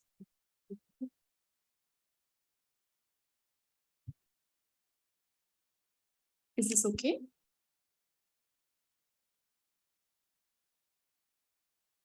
Is the screen visible? Yeah, it is. Okay, great. So I'm going to speak about the pandemic and digital communities and the concept of distancing that became popular during the pandemic. One of the first visuals of the pandemic, when we think about the traumas of the pandemic, is of course the women and children and men walking from the cities to from the cities back to their villages once the lockdown was announced and a lot of the economic activities stopped. A second very traumatic visual from the pandemic a lot of us remember is that of the funeral pyres and the doctors during the second wave, and indeed that was very traumatic for a lot of us. A third visual memory for me, and perhaps this is a little more abstract in that I'm not thinking about one image, but a combination of several images, is the social media posts and the SOS messages that emerged during the pandemic on Twitter and Instagram, and people simply calling out for help, for oxygen, for blood, for plasma, for food, and others who were offering help, either in terms of talking about things that were available that they knew of, but also in terms of simply retweeting or amplifying these messages. And what is an interesting thing to note is that a lot of these images did come to us via social media, because this was a time where the newspapers were not around, the flyers were not around, and a lot of the conversations were happening on social media and through digital technology. So we were also receiving images, a lot of these visuals that have come to us have come through a digitized photo. Now, the COVID-19 pandemic and the lockdown and the health advisory that came very quickly was spoke about social distancing, and this was one of the important terms that we got introduced to during the pandemic, where we were supposed to keep a distance from others. We were supposed to not go into physical crowded spaces, keep a 6 feet distance from a lot of people, not visit friends and relatives. And this term social distancing really entered a lot of our everyday conversations in common parlance, in media, and of course in government advisories as well. And if you think of the term social distancing from a sociological perspective, from a social science perspective, of course, this is a very problematic term. And to me as well, this was pointed out by fellow sociologists very early on in the pandemic, that social distancing has a lot of connotation for a society that is reduced in caste, any society that has experienced apartheid of any sort, wherein it comes with a lot of baggage, it comes with a lot of negative connotations, and indeed an entire history within the social sciences. And what was happening during this time was also a lot of reports that were coming in about anxiety, about psychological and mental health disorders, about a lot of increased statistics about domestic troubles, domestic abuse. There's a lot of statistics available that says that domestic violence against women increased during the period of the lockdown in many countries. So there was a lot of conversation around the idea of social distancing. And then there was a very quick clarification that came in from health experts, from doctors, and from the WHO, which said that, okay, perhaps this is not the correct term to be used, because what is being advocated is not a social distancing, but a physical distancing. Human beings indeed are social animals, and nobody perhaps understands this better than people who are doing sociology. That it is not simply a matter of individual psychological challenges, but also alienating to the very essence of humanity in them. So the WHO then released a clarification that we should be using the term physical distancing instead of social distancing. Social science scholars mostly suggest the term distant socialization, in that we continue with socialization, but now from a distance.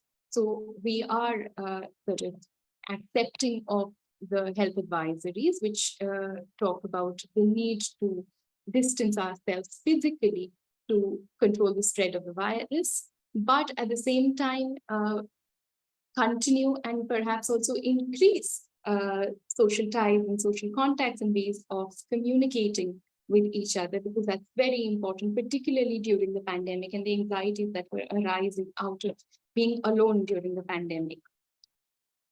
And so one of the major ways in which then we do distant socialization is the internet. What Robert Latham and Saskia Sassen would speak about in terms of socio-digitization. What Manuel Castells would speak about, that we are now living not in a division between real and virtual world, but we're living in worlds of real virtuality, where the virtual world is equally real as the physical world. So what happened was this division between the essential and the non-essential services during the pandemic, and the essential services including very few of your healthcare or banking or very few of these services, and most of the services then being classed as non-essential from the government's point of view, then moving online. So now we had marriage ceremonies that would have being online. There was financial and banking services. Our classrooms moved online, and all of us were, either teaching or taking classes on Google Classrooms and Zoom and Skype. Courts became virtual. There was online shopping. media and entertainment almost entirely moved online, where we were not only consuming content online, which so this was a period where Netflix and Amazon Prime really rose in India. But also a lot of the content was being produced online, in that the creators were now all sitting in different parts of the world and sending each other voice notes and sending each other audio files and video files, which was then through the magic of the internet being mixed at some other point and then being released online. But what is more interesting to me is that the internet then not only allows us to do all of these activities that were anyway happening in the physical world, to be in touch with people that we know in the physical world, but also create communities specifically online, the digital communities. And these communities then become very important in many ways, particularly in the absence of a social group outside of your immediate physical family, immediate family with whom you were living physically, to have a regular social group, which in the physical world may be classrooms for students, for office goers, they may be, colleagues that you meet at a regular basis. But now in the pandemic, all of that was stopped. So the digital community becomes a way for you to share interests and experiences, to build friendships, and indeed to then channelize anxieties about the pandemic and your lives, to seek advice and probably seek and offer help to others. What I'm going to do is I'm going to speak about two digital communities that I was able to study during the pandemic, and this is part of two different research projects that I'm working on. One is, of course, the project that I am associated with, the Chain project, for the women's online communities in Gurgaon. And the other is a place where I came in first as part of the community and then turned my ethnographer's lens on it. But let me first speak about the women's online communities in Gurgaon. So I'm part of this project by the ASRC, based in the University of Cambridge, which looks at gender violence and urban transformations in India and South Africa. And as part of this project, we were studying people in Gurgaon and the role of gender and gendered violence in the light of urban transformation in Gurgaon. And during the pandemic, what happened was, of course, we had very limited contact physically with our respondents, but also a lot of the women who were living in Gurgaon, they weren't able to contact each other. And then we turned to the internet and we turned to the online communities where a lot of these urban middle class, upper middle class women had found their refuge. And the networks that they had created, say, outside in the physical world, they were now seeking similar kinds of networks online.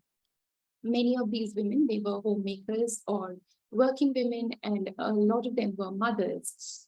And what one could find in these online groups is a lot of conversation about the burden of womanhood. And these burdens, in many cases, were the burden of household chores, which had increased tremendously for a lot of women during the pandemic, because now we suddenly had everybody home all the time, having to take care of everyone alongside doing your regular activities. And if you were somebody who worked outside the domestic sphere as well, so you were having to manage office and home, and the added pressures of home now that your husband and children and everyone was there at home, you were having to manage all of these things and stay sane through the whole of it. But also there were a lot of conversations about general expectations that come out of being a mother, that come out of being a wife, and a lot of conversations around this. Women and the conversations that the discussions on the platforms that you would have would range from very innocuous conversations around films and television shows, what kind of clothes to buy, what kind of furniture to buy, how to decorate your house, where to holiday, because a lot of these were middle class and upper middle class women. but it also went on to seek advice and discuss and share experiences about very intimate issues, ranging from sexuality, ranging from domestic abuse, adultery, anxieties of being a mother, financial insecurity, and a lot of conversations that were being put out on the internet. But these were private groups of women, and where they would share things about not only themselves, but their families, and maybe seek advice, but a lot of times simply just went out. And it seemed that to have somebody who was listening to and perhaps were in similar situations and could relate to was a really big thing for these women. So when we spoke to a lot of these women, they spoke about how, this was the forum that they could find to simply share their experiences, to simply talk about themselves, a chance and opportunity they never got, say, with their husbands at home or with their children. So one of the conversations was around, how this woman felt very insecure when her teenage daughter said that, oh, what is the point of your higher education degree? You're simply staying at home and you're not really putting it to any use. What is the point of that? And this woman really felt very, anxious about her own career and what she had done till then. And a lot of similar conversations about, possibilities of husbands who were cheating, but also talking about themselves being tempted or to succumbing to temptations of adultery and finding love outside of marriages. Conversations about divorce, conversations about domestic abuse, where they were airing out all of these issues in these groups and finding other women to speak about these things, to sort of have even debates. A lot of contradictory opinions would come in, but just to have these conversations seemed very important to these women. And also a lot of the conversations then was around, was through humor. They were sharing jokes and they were sharing memes, and these were jokes that were often targeted at husbands or mothers-in-law. And it seemed in a way to, of course, normalize what was happening in the domestic sphere, but also a way to sort of then these women finally be able to criticize the behavior of the mother-in-law or criticize the behavior of the husband. And these women's networks then seem to be very important to the women who were participating here. And this would impact not only in a very psychological manner or to simply, have somebody to empathize with them, but also in terms of people who were running a domestic home-based businesses to simply promote each other's work, to sort of seek help from each other regarding a lot of things, whether it's the contact detail of a divorce lawyer, contact details of gynecologists. So a lot of things that they were not able to speak out to family members, they were doing in these forums. A second very different kind of community, digital community that I want to speak about is the online chess fandom that emerged during the pandemic in India. And on the face of it, these look like very different kinds of communities. But in many ways, they were doing, both of them were doing the same function of sort of taking care of anxiety, sort of giving people a group to relate to and speak to. So what happened during the pandemic was, of course, a lot of the sports closed down. You couldn't play football, you couldn't play cricket if you were supposed to be distancing. But what you could play in terms of international sports was chess. And chess already had a culture of online chess being played. And this just took leaps and bounds during the pandemic. A lot of online chess tournaments started happening, a lot of competition happening, and a lot of people who were not chess players otherwise, or who were amateurs, now taking to these online forums and starting to play chess. In India, what happened was many of the comedians who were interested in playing chess and now did not have stage shows to do, and a lot of the chess players who did not have tournaments to participate in, through a lot of serendipitous ways, came in contact with each other, discovered that they shared a lot of interests, and started live streaming chess.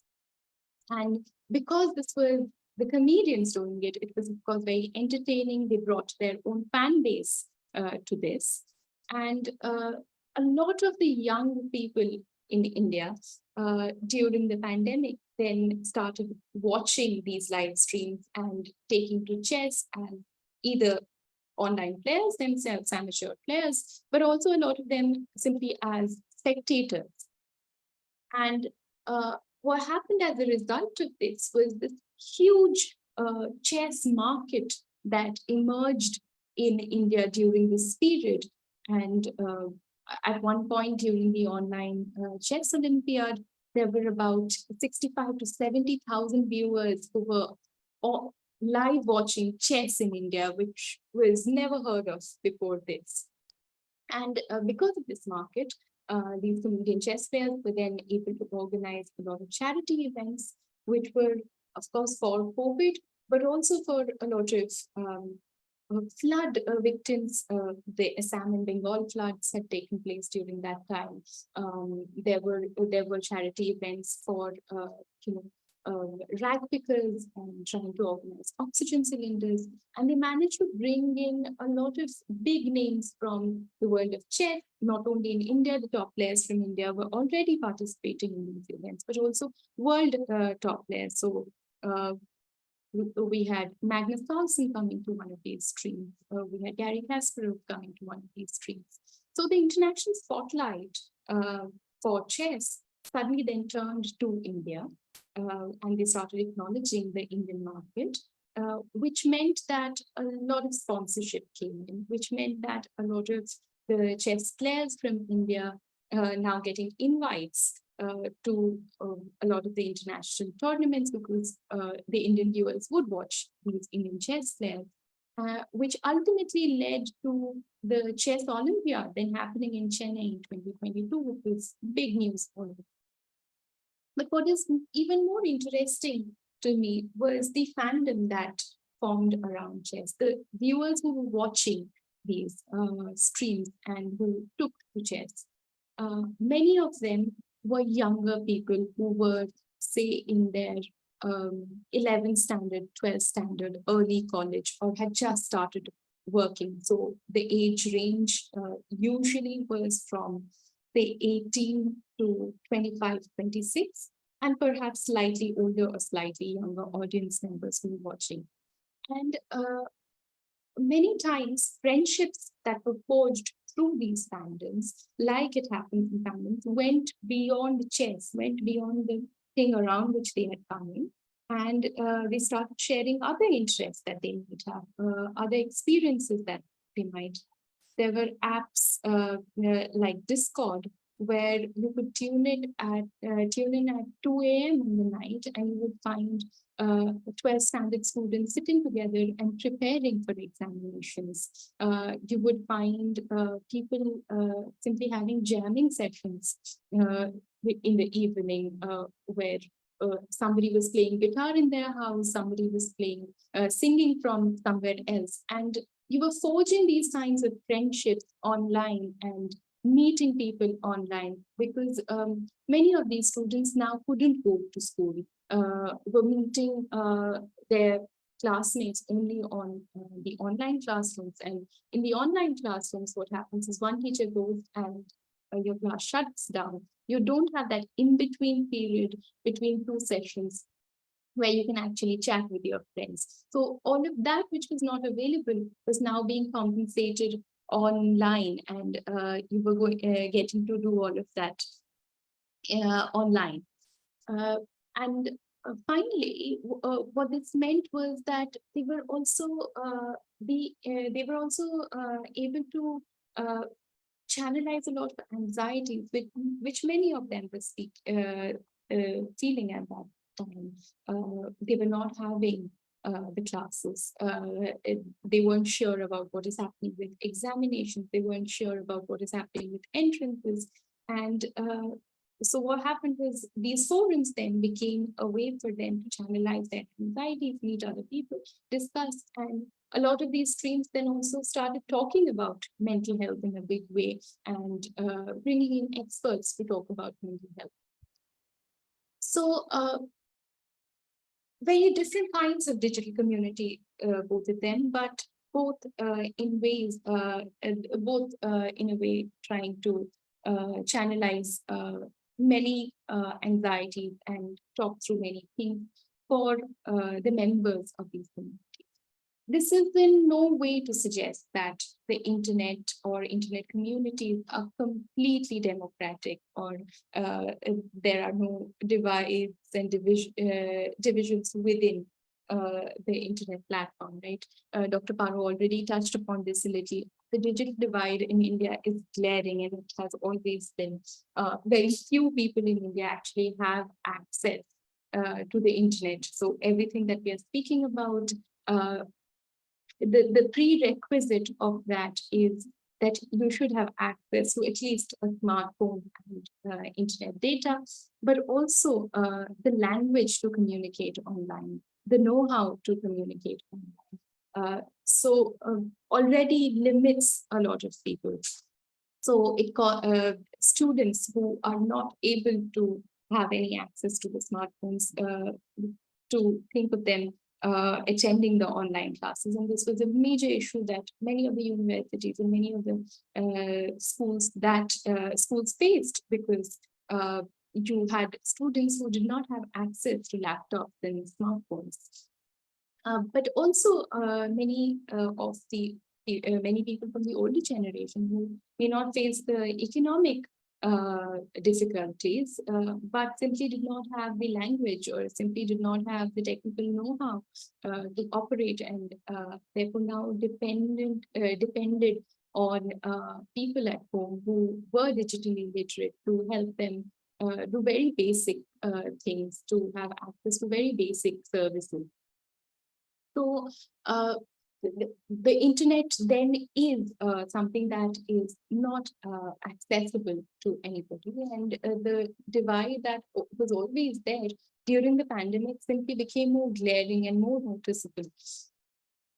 And even those who were online, even those who had access to the internet, there were divisions within the community.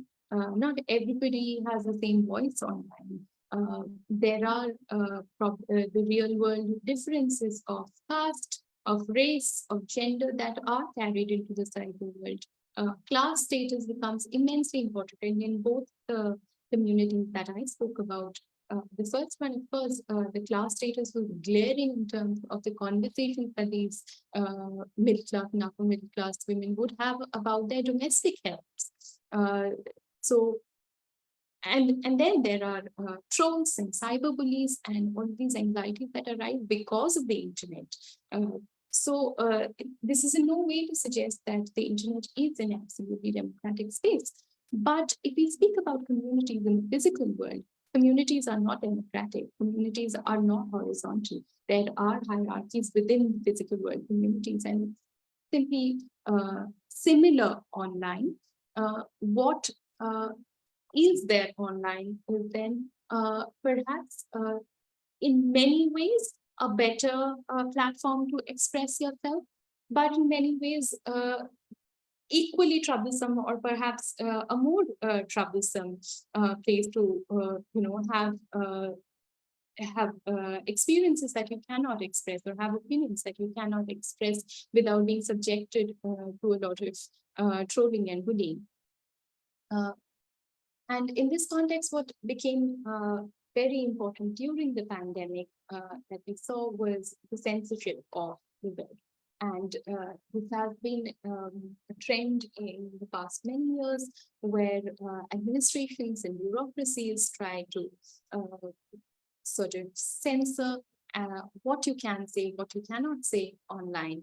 And a lot of steps were taken during the pandemic, where certain kinds of web shows were not allowed or were now being censored. Certain kind of content was not being, allowed to be voiced online. So a lot of these conversations then, which were already there and which had already been important to many people who were working within the digital sphere, now became very glaring and very open for everyone to then see. And in today's world, it becomes very important for all of us to then discuss these issues, because the internet then is not an alternative anymore. The internet then is not something that you can also do or can also have anymore, but it has become a basic necessity.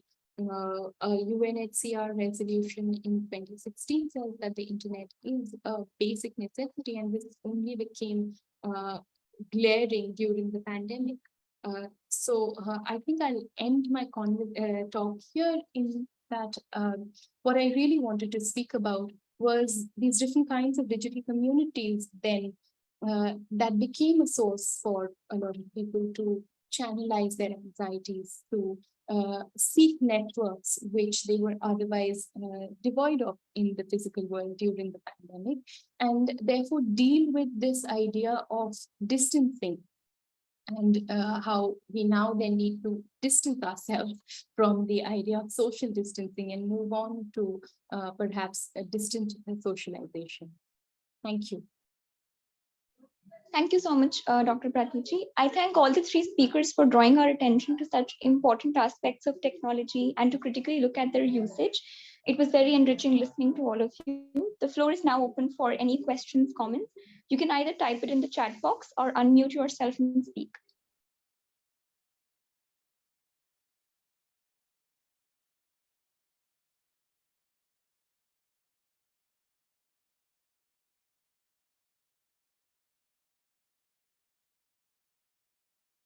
Okay, so since nobody is asking, I'll begin.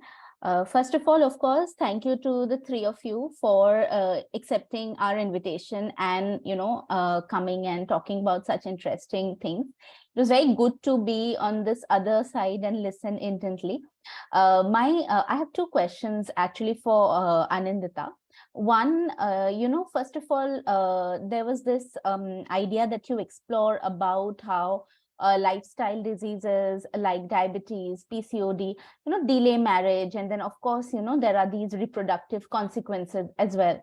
I wanted to ask if, you have also explored if there are certain kinds of stigmas attached to women with these, lifestyle diseases.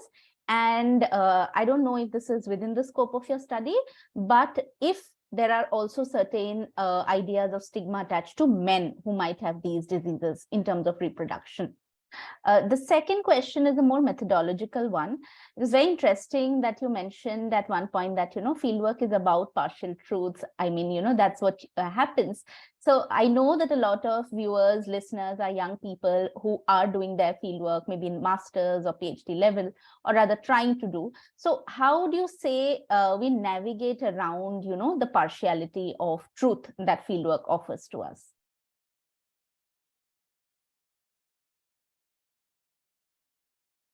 Okay, thanks a lot for those two questions, Ritwana. First of all, what I meant by lifestyle is also, so it's a conceptual category that I'm also trying to kind of dissect. There is stigma attached to lifestyles. If you're interested, Gauri Pathak has recently published a book with Routledge on chronicity and PCOD, and I think it's very important work. But what I'm also saying in terms of IVF is that lifestyle becomes a motif, a narrative that IVF specialists use to stigmatize people. If there may not necessarily be a direct or indirect linkage. Yes, PCOD, PCOS impacts your fertility, but it can also, if you take care or if you take proper medication, it may not impact, it may impact. It's the question of lifestyle and the way that I use it in my work, or that in the way I see it in my work, is more of a narrative trope that most doctors and IVF specialists use to actually stigmatize people. And men are also impacted by this. Uh, a lot of the conversation now, where IVF specialists say that infertility is 50%, it's not. So there is a very interesting shift from earlier blaming women for fertility in India to now saying no, men are equally responsible. And again, it comes back to, men smoking or drinking.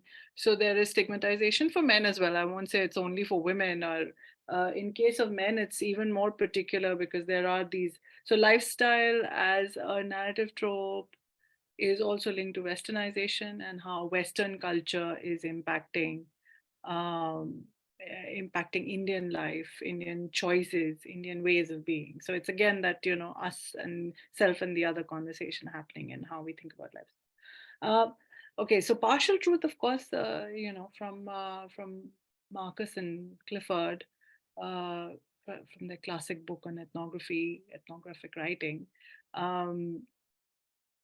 I believe that when we interview and when we do ethnography, we are presented a self, and of course, this is a conversation again from Goffman, uh, and we present a self. It is a performance, which is why people suggest that you do field work for longer periods of time, stay in the field for as long as you want, build trust, because the first interaction may just be a conversation in masks and faces, right? But I also think when we write, just like Clifford and Marcus said, we do indulge in partial truth. So the act of writing itself is a representation of uh, truths that may or may not, fit the agenda per se. And in that sense, yes, that is why there is a move towards more reflexive writing, towards laying out your biases. Anthropology is not without its bias, and I think anthropologists globally are now embracing that and saying that it's okay, it's all right. Let's just say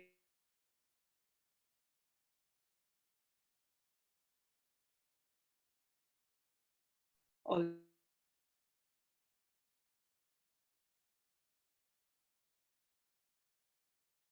or how to deal with it.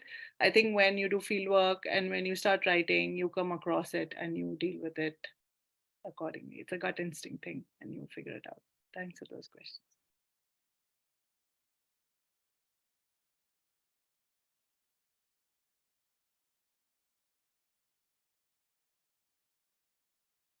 Yeah, Pratichi, maybe you could address the question in the chat box. Yeah. Then we'll come to Uh, Arush. Yeah. Yeah, so Khushbu is asking, why was there just a rise of a chess fandom and not any other sort of fandom during the pandemic? And I think primarily because a lot of the international sports could not be played.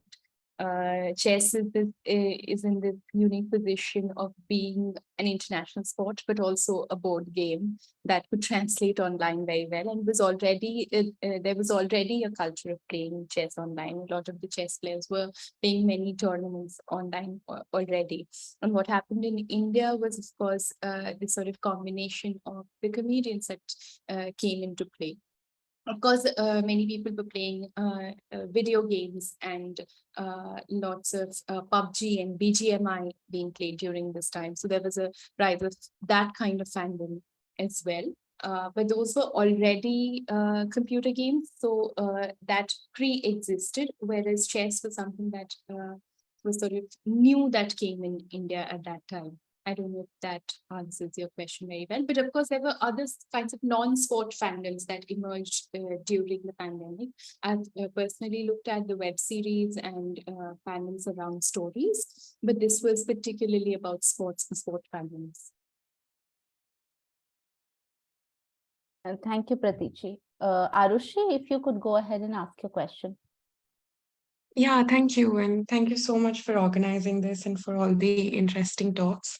My first question was for Professor Majumdar, and I was wondering what kind of intersections you saw, especially in older couples seeking fertility treatments and the population control narratives in India. I think there's recent work around this tension between infertility alongside this idea of controlling fertility. I think Professor Holly Singh has recently written about it.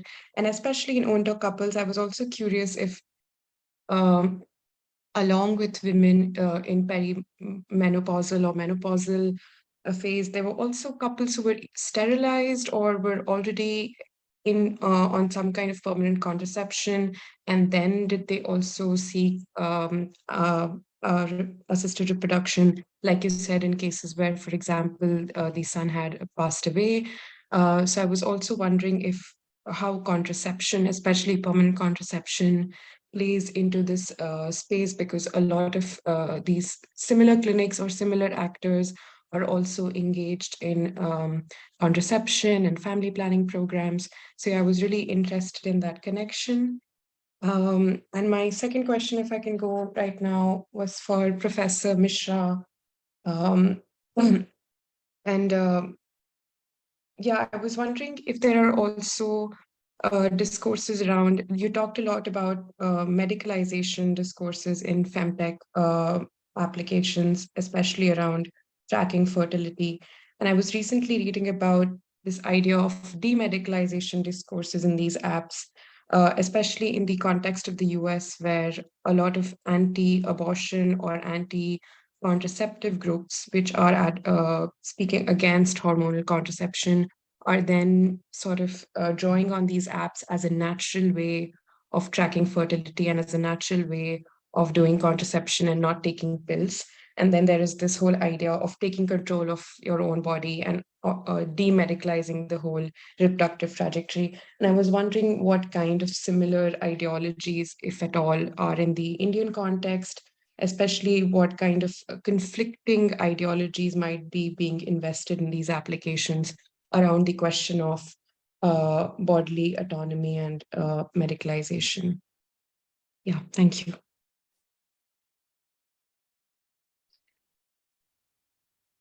Paro, you want to go first? Sure, yeah. Okay. Sorry. Okay. Thanks, Arushi, for that question. And yes, you're right, particularly in the light of Roe v. Wade, right? And the overturning of the judgment, and suddenly abortion rights coming under this scanner in US and many states in US. There has been a lot of hue and cry about period tracking apps.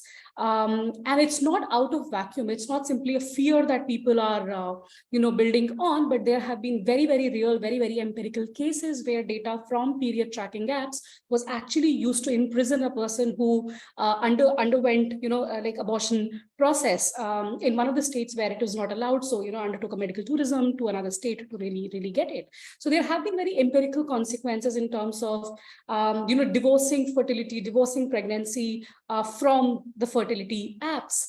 Unfortunately, fortunately, in India, particularly when it comes to abortion discourse, there is this idea that Indian abortion laws are very, very sort of pro-women, even when social science literature would show you that at the level of operation of these laws, women have had a lot of struggle in terms of seeking abortion, particularly unmarried women, but even married women for that instance, right? Even married couples have undergone a lot of stigmatization when they went for seeking abortions. And so you can imagine what would happen in a case, unmarried women would go for it. And this whole idea of the stigmatizing discourse that happens in a clinical setting, right? The kind of violence that even surrounds a consultation or a negotiation around this has been well documented in social sciences literature. The interesting thing is that in India, we do not, at the moment, we're not seeing a trend towards any kind of a withdrawal or any kind of, sort of discussion around questions of bodily autonomy with respect to the period tracking apps or pregnancy tracking apps. And on the other hand, what we actually see is that we are witnessing very, very newer kind of association suddenly. So femtech is now not simply restricted to apps, but even other platforms which have been highly commonly used in India. For example, WhatsApp, right, which has a great sort of large user base in India. Femtech itself has now suddenly partnered with a feminine hygiene brand, Sirona, to launch period tracking on WhatsApp. Essentially, it was a social media messaging platform and not really meant for period tracking, fertility tracking. But you see newer forms of association now coming up, right? Whereby businesses are coming together to offer more and more period tracking. Suddenly, a lot of these phones have period tracking apps inbuilt into them. Apple Watches came, Apple came at, under a lot of the scanner when period tracking was not a part of Apple's health kit, right? And so what we are really witnessing at the moment is not really a sort of movement away from period tracking, but rather more and more deeper penetration of femtech into also spaces which were not essentially meant for femtech in the first place. But I think a lot of it also has to do with the fact, and one part of my work engages with it, that what is really the understanding of artificial intelligence in India? What is really the understanding of machine learning in India? What is really even the understanding of privacy laws in India? How privacy as a concept is interpreted, at the individual level. And the one thing that our respondents spoke about was that we're trading our privacy for something which is of value to us. But you have to understand that idea of value is also defined within the context of the wider structure in which these women are placed. So a lot of women whom we interviewed, right, were women who had PCOD, were women who had delayed periods, were women who were unmarried and were in sexual relationships, right? And they are not located in a context where they can have very open conversations about, protection during sexual intercourse. Forget with a doctor or medical professional, but even in the relationship that they are in, there's not too much space for this. And so even as most period tracking apps would say, please do not use us as contraceptives, and there may be open disclaimer that do not use us as contraceptives, in the absence of other kind of dependence mechanism, in the absence of other kind of channels of seeking appropriate contraceptive care, a lot of women are using period tracking apps to avoid pregnancy. So they will make sure they do not have sexual relationship when the period tracking app shows fertile days. Now, there is a large amount of literature which has already shown how the predictions may be haywire, how it can lead to accidental pregnancies. And I'm not talking about one or two cases. When I look at my survey data, there are about 40% unmarried women who are sexually active, right?